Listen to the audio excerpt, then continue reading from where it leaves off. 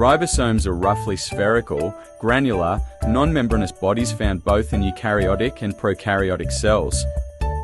There is variation in size of ribosomes in eukaryotic and prokaryotic cells. Eukaryotic ribosomes are slightly larger and characterized as 80 Svedberg, made up of two subunits 60 Svedberg and 40 Svedberg, while prokaryotic ribosomes are slightly smaller and characterized as 70 Svedberg, also made up of two subunits 50 Svedberg and 30 Svedberg. Ribosomes are composed of RNA and proteins, so they are called ribonuclear protein.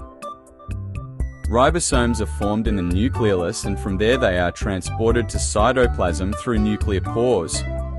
In a eukaryotic cell, ribosomes may be found attached to rough endoplasmic reticulum or freely dispersed in cytoplasm.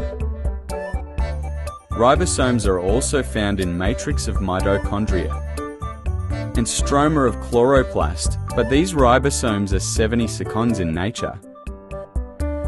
Eukaryotic ribosomes are composed of two subunits 60 Svedberg and 40 Svedberg. These two subunits combine to form 80 Svedberg ribosome. The attachment of these two subunits is controlled by magnesium iodine concentration and salt bonds. Ribosomes are involved in the synthesis of protein. Let's review the whole topic by solving multiple choice questions.